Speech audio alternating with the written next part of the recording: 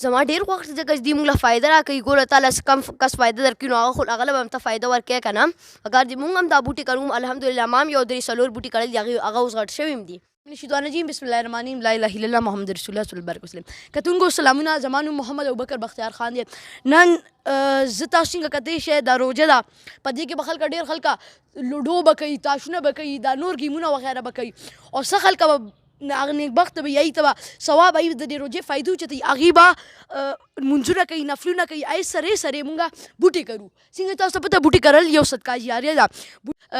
لکه دنیا نه دې دنیا نه لاړ شي او بیا هم ته غواړې تا ثواب ملاویږي نو یا بوټي وګره یا جومات جوړ کا او یا مسافرګاه جوړه کا. دې سره داسې ما سره اسد الله بختیار خان هم موجود دی، هغې زما کشري رور دی. هغې سره به مونږ خبرې کوو د هغې بوټو سره څومره شوق دی او د بوټو فایده څه ده زموږ زندګۍ کې. لکه دا مونږ له څه راکوي دې له مونږ څه ورکوو، دا بوټو غونډ ډسکشن به کوو. السلام علیکم. وعلیکم السلام. تاسو ما د بوټو فایدو ووایئ.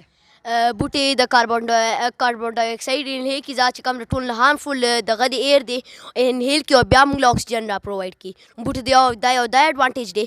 بل موږ له فروټس راکي، دا اپلز راکي، دا ټول ټینګس تاسو ګوره چاکلیټس ماکلیټس دا هر څه د ټریز نه جوړیږي.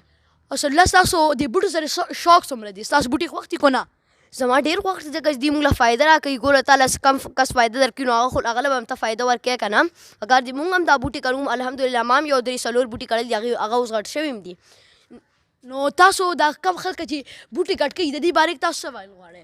زه ویل غواړم که نه چې اوس تاسو یو انسان کټ کوي دا خو لیوینګ تھنګز دي که نه. دې کې دا څومره سامان دا ټول لیوینګ تھنګز دي. تاسو کارغان وګورئ، چنچړې وګورئ، دا ټول لیوینګ تھنګز دي.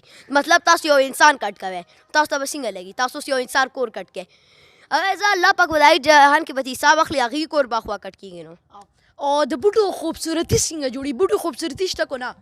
الحمدلله الله پاک قدرت ډېر زیات خوبصورت. الله پاک داسې قدرت دی چې کوم خوب ښکلی دی. بېشکه اسد الله بختیار خان ډېر ښکلې خبرې وکړې. مونږ به د لکه دا مو وایي چې دې وړوکې د زم وړوکې ما دې کې تاسو وایئ که نه نو دا سوچ وکړئ چې تاسو څه زده کولی شئ. مونږ به ستاسو نه زده کوو، تاسو به زموږ نه زده کوئ. او اسد الله زه تاسو نه دا تپوس غواړم د خلکه بوټي کرول دپاره څه کولی شي؟ لکه دا خو بوټي خو دومره ګران دي نو څه کولی شي خلکه؟ دی پکار دی یو ورځ خپل لایک سیوینګ وکړي. دومره ښکلی شي که مړ کېږي خو نه تا له خو نور څه هر څه درکوي. یو ورځ سیوینګ وکړي بوټي دی والي آی جان کې به ورته ثواب وي، دې جان کې به ورته ثواب وي، الله پاک به ورته کامیابي ورکړي. او پکار او مونږ تاسو ته څنګه وایو که نه دا بوټي به مونږ پریکټیکلي کرو. ما تاسو به یو ځای او نور چې مونږ سره به دا خپل ټیم وي او مونږ به یو ځای هغه به کوو، یو ځای به د خپل لاسونو باندې انشاءالله پریکټیکلي به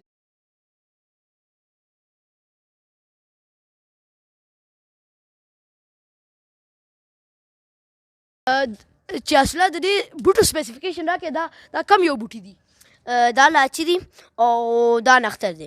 نختر څنګه بوټي دی؟ نختر څه اهمیت شته؟ ډېر اهمیت دی. نختر د ټول نه خاص بوټی ایز نون ایز خاص بوټی دی. او د دې وډ ډېر زیات ګران دي، دغه ټول کې ډېر هغوی څنګه تاسو کتی شئ دا نختر دی دا ډېر زیات ښکلي لکه زموږ لاچي دا دومره خاص نه دی، نختر خاص دی خو بیا موږ د صدقه جاریه دپاره یې کرو چې ثواب راته میلو شي. کو سمې کو څنګه بوټي وي بوټي حیثیت ته مه ګورئ، کو څنګه مې بوټي هغې به تاسو ته ثواب میلاویږي. جزاک الله والسلام.